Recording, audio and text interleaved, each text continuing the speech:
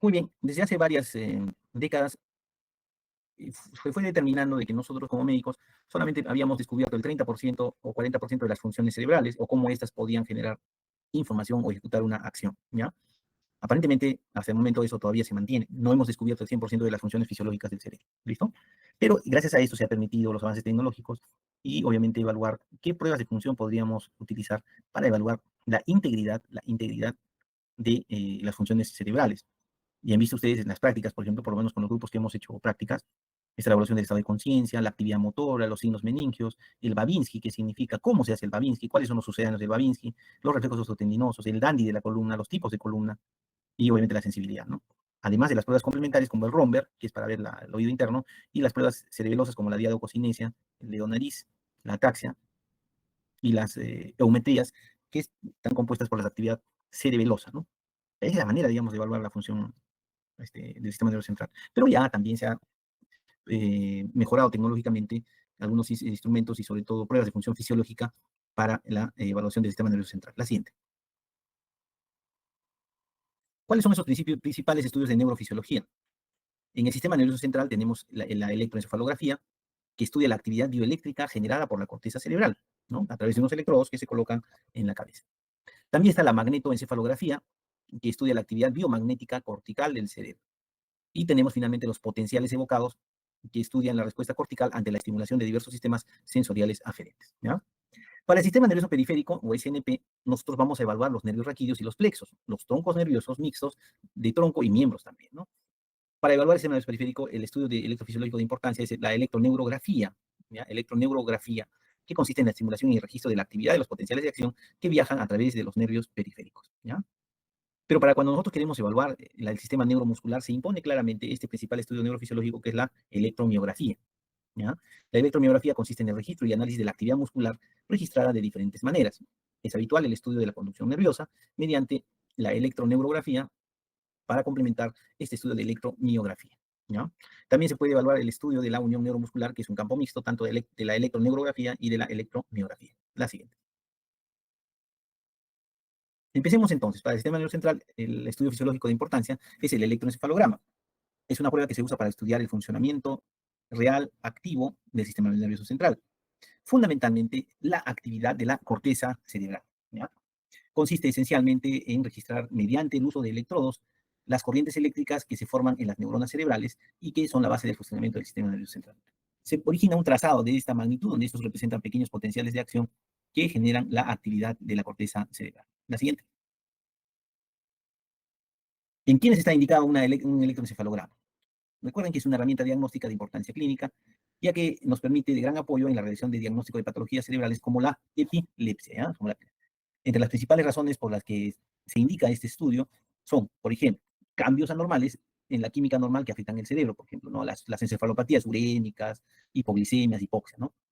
Patologías cerebrales como el Alzheimer, desmayos o pérdidas de la memoria ocasionales, estados confusionales, infecciones del sistema nervioso central, la epilepsia, la presencia de tumores, ¿ya? Alteraciones del sueño y monitoreo durante las cirugías o neurocirugías y cuando se quiere determinar muerte cerebral. La siguiente.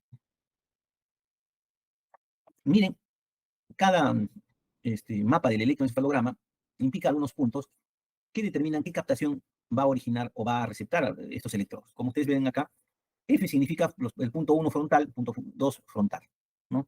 Esta es la parte nasal.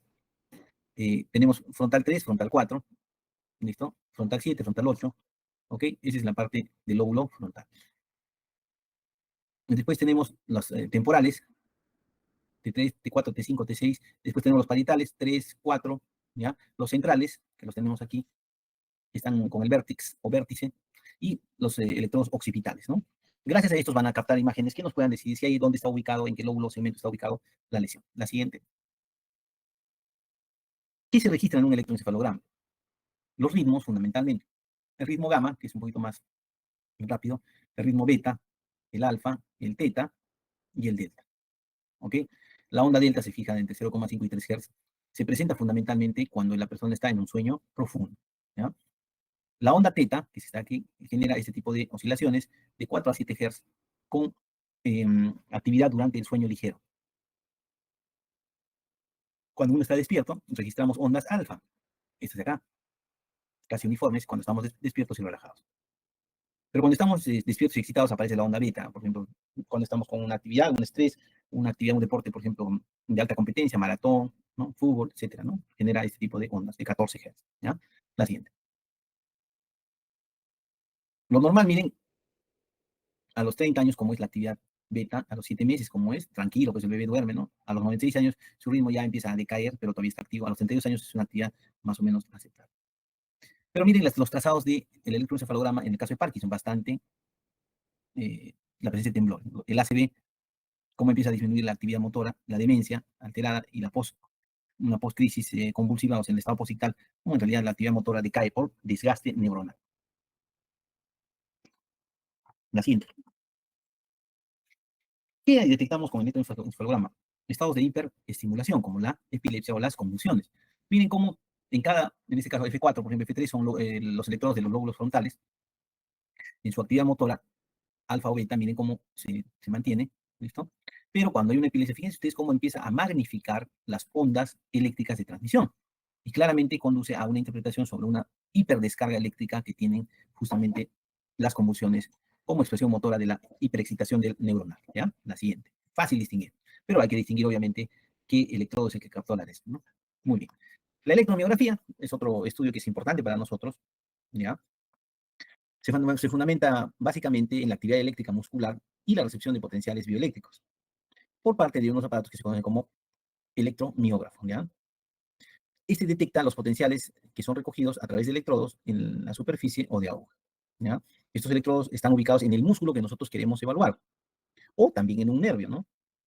Y por medio de cables van a ser enviados a través de unos amplificadores a la PC del electromiógrafo, convirtiendo la señal analógica en digital y puede visualizarse en forma de el sonido de los potenciales. La siguiente. Por lo tanto, la electromiografía es el estudio de los biopotenciales eléctricos generados por las estructuras excitables del organismo, ya sean neuronas o músculos. La siguiente. ¿En quiénes está indicada la electromiografía? Nos permite indicarlos en caso de para diferenciar entre si hay una debilidad de origen central o periférico. Queremos distinguir si esto es un problema cortical o es un problema periférico, ¿no? Músculo o nervio, ¿no? Nos permite también diferenciar la debilidad de origen neurogénico o miogénico. ¿Es el nervio o es el músculo? ¿Ya? Y finalmente nos permite diferenciar entre la lesión preganglionar, o sea, si es preganglionar, o sea, es la raíz nerviosa, o postganglionar, que es el plexo o el tronco nervioso. La siguiente. Entonces, cuatro indicaciones prácticas de la electromiografía. En el caso del reflejo H, por ejemplo, en la electromiografía sirve para estudiar la raíz nerviosa, en este caso S1, ¿ya? La siguiente. Así es, miren, se colocan los electrodos, en este caso están viendo la actividad muscular del trapecio y los músculos de la espalda, ¿no? La siguiente.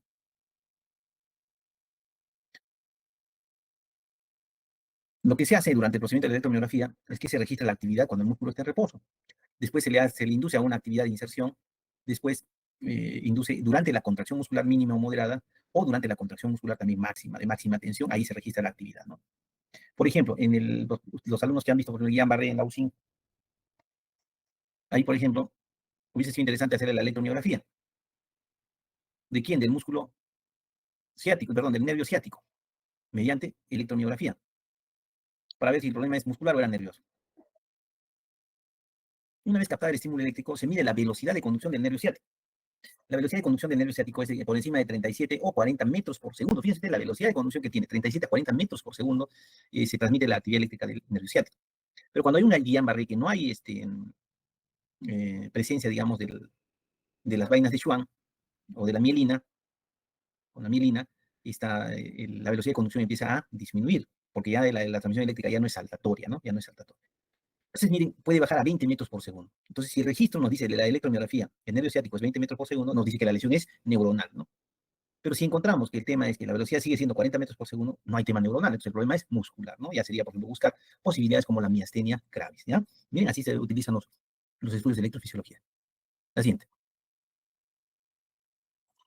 Durante la neuropatía focal, la electromiografía permite un mapeo de la extremidad superior, el bíceps, palmar mayor, extensor común de los dedos, primer interosseo dorsal y abductor corto del pulgar. Ahí nos determina si hay una actividad, ¿no? En reposo se fijan, se observan ondas positivas y fibrilaciones, ¿no? En acción es un esquema intermedio con aumento de la frecuencia de la descarga con unidades motoras de hasta 4 milivoltios de amplitud y polifásicas, o sea, determina la actividad muscular durante la contracción. ¿No? La siguiente.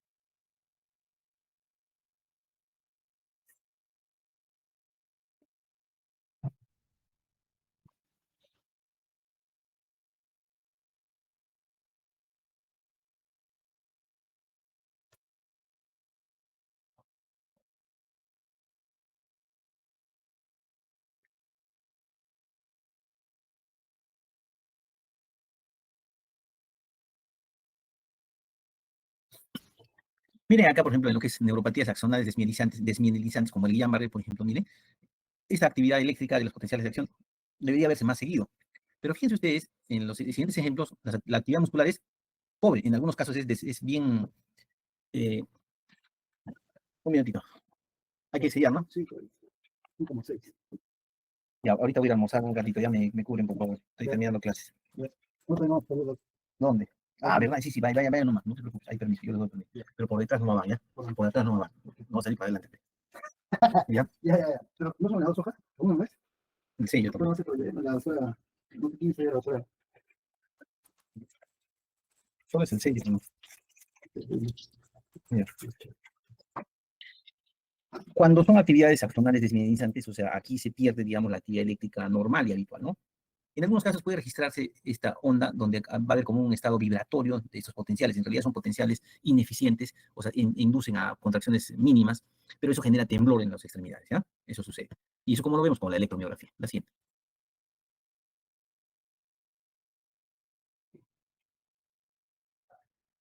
Y ahora, allá. Otro estudio de electrofisiología son los llamados potenciales evocados o potenciales de acción. Estos potenciales evocados y de orígenes neurales fueron encontrados, miren, o fueron planteados desde el año 1995 por estos investigadores, Coles y Rook, ¿no? Que definen a estos potenciales evocados como fluctuaciones en el voltaje del electroencefalograma provocadas por sucesos sensoriales, motores o cognitivos, ¿no? En efecto, han observado que tras la presentación de un determinado estímulo o la realización de alguna tarea, por ejemplo, movimiento de los ojos, el habla, el movimiento muscular, pueden producirse cambios constantes. La siguiente. La morfología de un gráfico de los potenciales evocados son justamente estos de aquí, ¿ya? Son las ondas típicas de los potenciales evocados, las cuales, esta es una sola onda, ojo, donde se va a determinar, por ejemplo, este es un potenciales evocados auditivos del tallo cerebral, ¿ya? Donde vamos a encontrar hasta 5 fases del potencial evocado. Esa es la forma normal, digamos, de un potencial evocado. Cuando se pierde, por ejemplo, la onda 4 o la onda 3, efectivamente hay una ruptura de la transmisión eléctrica de un estímulo, en este caso sería auditivo. O sea, si hay potencial auditivo alterado, nos refiere que el problema está en el oído interno, que es el que va a transmitir la actividad eléctrica, es decir, y si el paciente tiene sordera, eso nos va a catalogar como que fuese una sordera neurosensorial, no es una sordera eh, ósea o acústica, es una sordera por efecto de daño en el nervio auditivo. La siguiente. Miren, cada potencial de acción tiene su forma y su tipo, ¿no? Por ejemplo, en el caso de la respuesta del tronco cerebral es la misma que aparece en el potencial auditivo, también similar, ¿no? Y del tronco cerebral. Miren cómo es la forma del potencial evocado en el caso de la respuesta del cuerpo medial geniculado y la corteza auditiva primaria, ¿ya?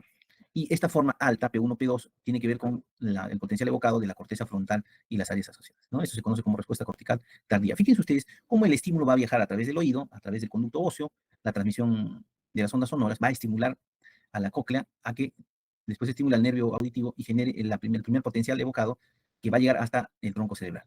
Después el tronco cerebral por los haces va a ir hacia la región cortical temprana, el área de procesamiento, que está en el cuerpo geniculado medial y finalmente termina en la corteza frontal y las áreas asociadas con la recepción del estímulo acústico. Entonces, si yo veo un cambio aquí, por ejemplo, mi joven, esa pregunta de examen, si yo veo un cambio en la fase 1 a la fase 5 del potencial de acción que corresponde al nervio acústico, al tronco cerebral, entonces yo puedo decir que acá es un problema del nervio de transmisión, en ese caso el nervio auditivo, ¿sí? ¿Qué pasa si yo veo una alteración en la configuración de las ondas de la respuesta cortical temprana? Un aplanamiento o una disminución o un enlentecimiento de su onda. Entonces yo puedo decir que la lesión está ubicada en el cuerpo medial geniculado y de la corteza auditiva primaria. Y por eso se ha generado la sordera. Entonces acá es un problema en el cuerpo medial. Si a pesar de que los dos primeros están bien, yo encuentro alteraciones en las ondas de potenciales evocados de la corteza frontal y las áreas parietales involucradas, entonces yo puedo decir que la sordera de este paciente tiene que ver con un problema cortical en la corteza frontal y las áreas asociadas, ¿no? Miren cómo se puede determinar específicamente a través del estudio de potenciales evocados dónde está la lesión, ¿ya? La siguiente. La tomografía, ya ustedes han visto, es un instrumento, es un instrumento de ayuda al diagnóstico que aporta mucha información. Hay que saber, generalmente el médico nunca comprende finalmente toda la información que se genera a través de una tomografía, ¿ya? ¿Por qué? Porque no podemos, recuerden que esto es imagenología, ¿no? O sea, hay que en algunos casos imaginarse la imagen que se proyecta en las mismas, ¿no? Pero lo que debemos saber es que en qué condiciones o en qué casos se debe indicar la tomografía, no a todos, ¿no? No a todos. Por ejemplo, está indicado en los casos de cefalea intensa, cuando hay trastorno de sensorio, cuando hay hipotensión arterial inexplicable por otras causas, fracturas en las radiografías simples de cráneo, Glasgow bajo, 12 para abajo, sospecha de trauma no accidental, alteraciones de la coagulación, sospecha de traumatismos por efecto de drogas, intoxicaciones, hipertensión de las fontanelas, hidrocefalia, por ejemplo, o salida de sangre o líquido subjetivo por oídos o nariz, fractura de base cráneo, fístulas, ¿no? Traumatismo craneal obstétricos, los que tienen sistema de derivación ventricular y todas las malformaciones intracraneales. La siguiente. Paula Sáenz, a ver. Sí, doctor. Hola, Paula. La primera imagen de tu pantalla a tu mano izquierda, la que se ve el cursor, ¿verdad? Sí, ¿Qué te, está llama, ¿Qué te llama la atención de esa imagen tomográfica? que no se observan bien los ventrículos. Ya está bien tu idea. Mira, primero, lo que tú estás diciendo es no se observa, o mejor dicho, vamos a mejorar la dicción. Dicción significa la interpretación también, ¿eh? Esta dicción nos dice de que solamente estamos observando un solo ventrículo Lateral. lateral. El otro no hay, ¿no es cierto?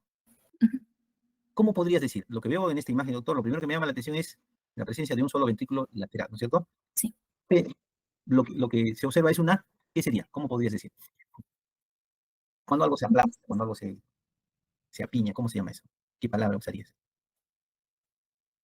Porque mira, si miras acá está el ventrículo lateral, el otro pero está aplastado, ¿no es cierto? Ajá. ¿Cómo podrías decir? Una palabrita. Colapso, ¿sí? Sí. Ya está, es lo primero. Hay un colapso del ventrículo lateral. Del lado, siempre ya les dije, no se mira de abajo, este es el lado derecho, este es el lado izquierdo. Colapso del ventrículo lateral izquierdo. ¿Ya? Gilmer, Sí, doctor. muy bien. ¿Qué más te llama la atención de esta primera tomografía? Ya hice unas hiperdentas. Ya, hay una hiperreficiencia del lado derecho, ¿no es cierto? Sí. Ya, ¿y aquí podría corresponder?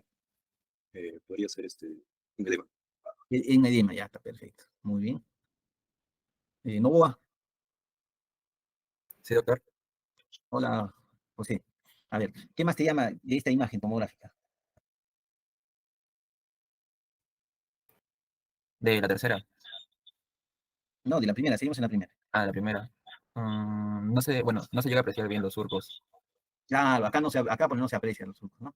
Entonces ahí hay edema cerebral. ¿Qué más? A ver, mira más abajo, donde estoy la flecha. Entonces, lo primero cuando uno ve que hay colapso del ventrículo lateral, hay que ver qué cosa está comprimiendo, qué cosa está colapsando el ventrículo izquierdo. Eso significa que hay una imagen ocupante de espacio. ¿Listo? ¿Ves acá abajo? ¿Qué ves? ¿Es igual que esta de acá, el lóbulo occipital?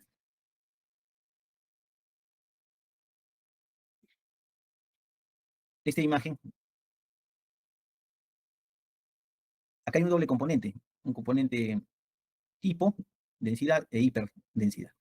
Acá hay un componente ya sea de isquemia y sangrado nuevo, y esto probablemente sea un hematoma. Es un hematoma subdural. ¿Ya? Ese hematoma subdural ha colapsado el cerebro y ha colapsado el ventrículo. ¿Listo? Mesa.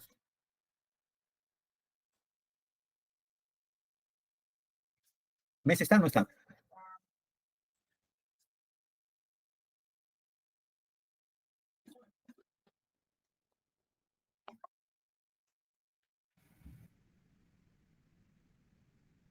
Milagros. Carla. No hay nadie. ¿Eh? Katy Larico. Katy Larico. ¿Tampoco está mi grupo?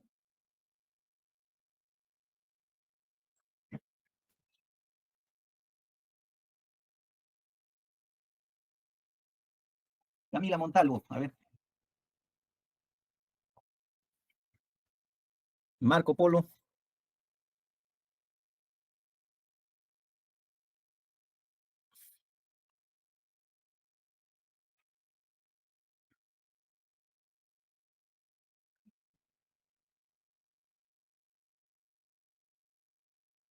Yanela Román. Ya, pues, la delegada va a tener que salvar. Kiara.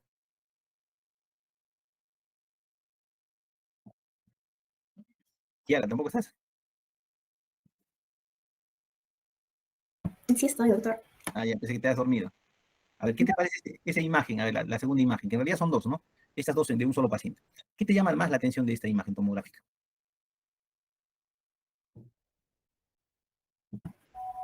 Hay presencia de zonas blancas. Exacto. Entonces, está bien. Lo que te llama la atención más, la presencia, siempre se mira comparativamente el hemisferio derecho y el hemisferio izquierdo. Y acá claramente se define una imagen hiperdensa. Cuando es blanco, blanco es hiperdenso. Cuando es negro, así como los ventrículos laterales, es hipodenso. ¿Sí? Una imagen hiperdensa, múltiples, 1, 2, 3, ¿no es cierto? En este caso, 1, 2, 3, 4, ¿no? Múltiples en la región del lóbulo. ¿Qué lóbulo es este? Occipital, bueno. Este es el frontal, este es el occipital. Se ve los ventrículos laterales y se observa la línea media, sin efecto de masa. No es como este del costado en el que, miren, la línea media estaba para otro lado. En cambio, acá la línea media está sin desplazamiento de la línea media. Hay edema cerebral, sí, solamente perilesional, ¿no? Entonces acá debe ser un golpe, un traumatismo, ¿ya? La siguiente. A ver, seguimos contigo, Kiana. ¿Qué te llama la atención de este?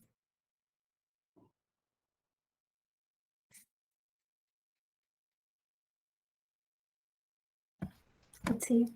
Ah, hay no sé cómo escribirlo. Yo te ayudo, una imagen, ¿no? Ya, Quística, una imagen quística, sí.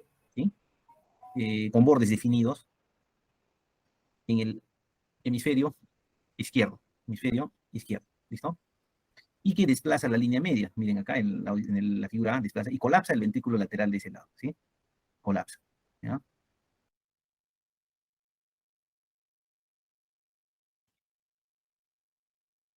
¿Listo?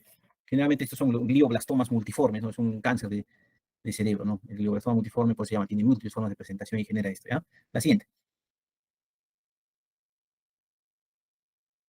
Este se pasó de esa de potenciales evocados, que se observa, por ejemplo, miren, en lo normal es el potencial evocado de esta naturaleza, y fíjense usted, el neurinoma del acústico, cómo empieza a alterar la forma de las ondas, por ejemplo, la onda 3 y la onda 4 la altera, ¿no? Ya, la siguiente. Ya, vamos contigo, Kiara, seguimos. Aquí ya encontramos, ¿qué cosa?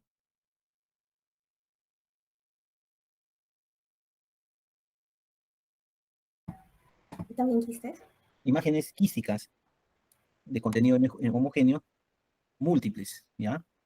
La más grande en el lóbulo frontal, después tenemos región temporal, parietal, frontal, contralateral, ¿listo? Esto es compatible con neurocisticercosis, ¿ya? Neurocisticercosis. La siguiente. Como hemos visto también acá en las imágenes tomográficas, cuando hay accidentes cerebrovasculares isquémicos o son altamente isquémicos por isquemia o por falta de flujo, generalmente lo primero que se borran son los surcos de las circunvoluciones, ¿ya? Acá porque se borró, ¿no? Entonces, miren acá, de hecho, que esto va a formar es un infarto maligno, ¿no? Un infarto de la arteria cerebral media. La siguiente. Y finalmente, la resonancia magnética nuclear es también un nuevo equipo de tecnologías de nuevas de información. Se fundamenta por el hecho de que emite protones nucleares que tienen un movimiento continuo de giro sobre sí, sobre su spin, y generan un pequeño campo magnético, creando un magnetismo nuclear con el cual van a empezar a emitir señales gráficas para representar la imagen anatómica de un determinado segmento del cuerpo. La siguiente. Así como dice el libro, miren, una imagen de resonancia magnética genera la presencia del hemisferio con sus circunvoluciones precentrales, postcentrales, rolándicas, el acueducto visible, el cerebelo, el vermis cerebeloso, el tronco encefálico, el bulbo, la protuberancia y el tronco encefálico, la hipófisis del cuerpo calloso, ¿sí? El hipotálamo, etcétera, etcétera, ¿no? La siguiente. Es una representación anatómica de esto, ¿no?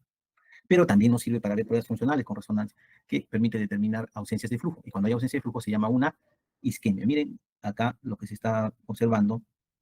Siempre hay un núcleo del infarto cerebral, hay un área de penumbra y un área de isquemia. Generalmente el tratamiento lo que hace es evitar que el área de isquémica o el infarto aumente, como en este caso. Porque acá solamente nosotros vemos de forma uniforme, ¿no? Pero ese infarto tiene un área isquémica, tiene un área de penumbra que es el que vamos a rescatar, o el que puede mejorar su circulación, ¿ya? Así se ve en la resonancia. La siguiente. Un infarto cerebral, ¿no? Un ACV isquémico.